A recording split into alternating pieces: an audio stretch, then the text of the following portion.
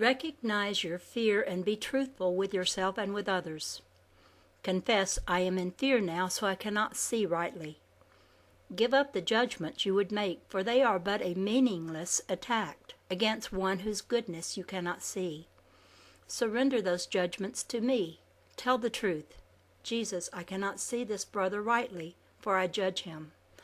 Help me to drop my judgments and understand what fears his behavior brings up for me. Every judgment you make on your brother states very specifically what you hate or cannot accept about yourself.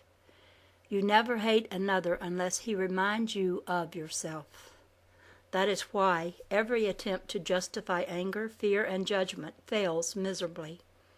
It is merely an attempt to indict another for your own mistakes. It lacks honesty. It lacks responsibility.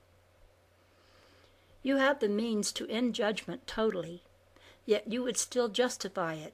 Why? Because you cannot admit your mistake. You would prefer to suffer rather than to admit that you had made a mistake. You would rather pretend to be perfect than recognize that you are a learner here. What incomprehensible pride! How can I take the hand of one who, in spite of his pain, insists that he is perfect? I cannot help you if you do not let me. To be mistaken is not so terrible a thing. It will not deprive you of love and acceptance. You think that it will, but that is a fiction. What deprives you of love is your insistence on being right when you are not. That prevents correction from being made. Please try to understand this. Being wrong does not mean being bad, and being right does not mean being good. Every one of you will be both right and wrong hundreds of times in a single day. I tell you that you cannot count the number of times you are right or wrong in the course of your journey here. This world is a school, and you have come here to learn. Learning means making mistakes and correcting them. Learning does not mean being right all of the time. If you were right all of the time, why would you need to come to school? Be humble, my friend. You are here as a learner and must accept that this is so if you are to master your lessons. Lest you recognize that you have made a mistake, I cannot help you correct it. But admit your mistake and correction will be there, along with forgiveness. That is the path I have set out for you. Do not try to be perfect, my friend. That is an inappropriate goal. Only those who choose to suffer long and hard desire to be perfect. Desire instead to recognize every mistake you make, that you might learn from it. Perfection comes spontaneously and without effort only when you tell the truth, when you let go of your desire to impress others, when you surrender your false pride. Those who ask for correction will receive it. This is not because they are better than others, but merely because they ask. Do not judge those who are not ready to admit their mistakes. Simply admit your own and give the rest to God. Share what your experience has been, but do not seek to thrust it upon another. For you do not know what others need, and it is not up to you to know.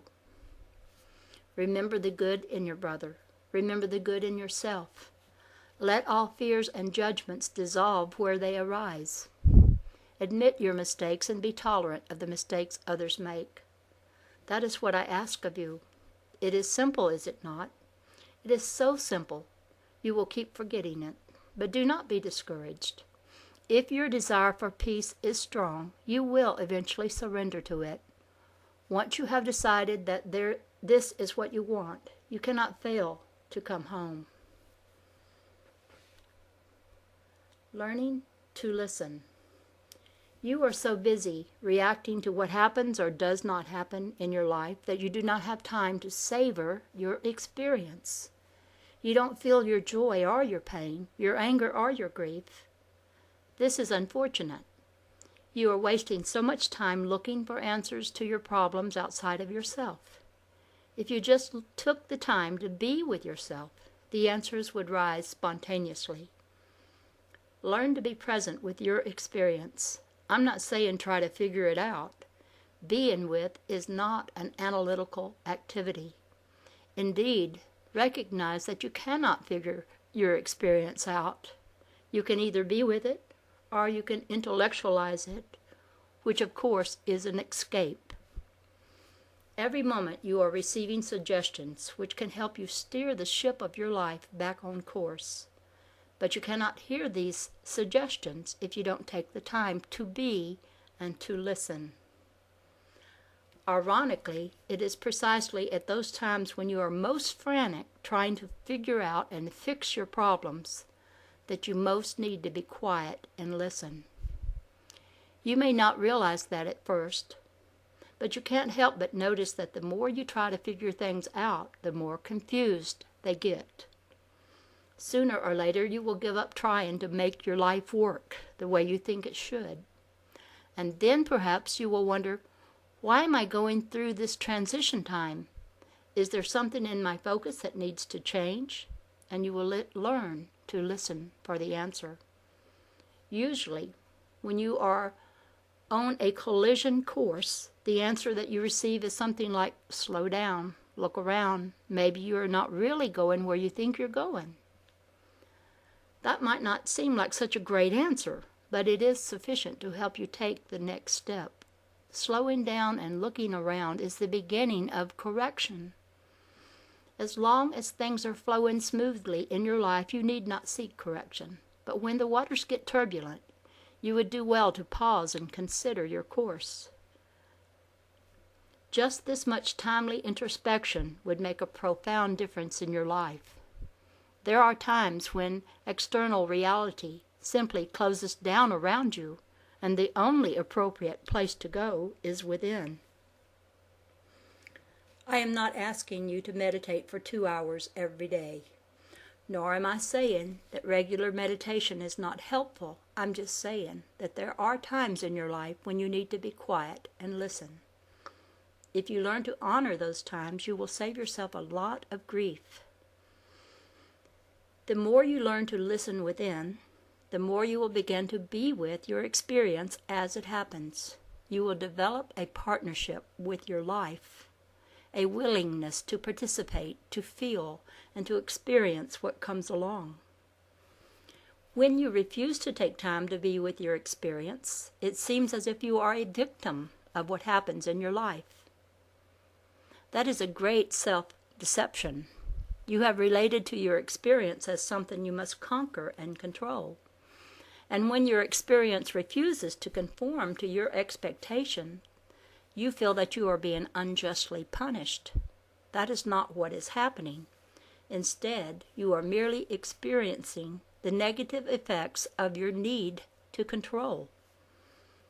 You are not open to your experience. You are not in constant relationship to it. You are not in dialogue with it. It is no wonder that you have a love-hate relationship with it. You love it when it goes your way and hate it when it does not. Yours is a black and white experience. Life is either totally blessing you or totally punishing you. The truth is that life is neither blessing you or punishing you. It is working with you to help you awaken to the truth of who you are. Life is your teacher. It is giving you constant feedback, constant correction, but you do not choose to listen. Choosing to listen means surrendering to your partnership with life. It means accepting the dance of thought, action, and correction. It means experiencing all of this as a necessary but not unsavory part of the learning process. Love without conditions. You have learned conditional love from people whose love for you was compromised by their own guilt and fear. These have been your role models. You need not be ashamed of this. You need only be aware of it as a fact.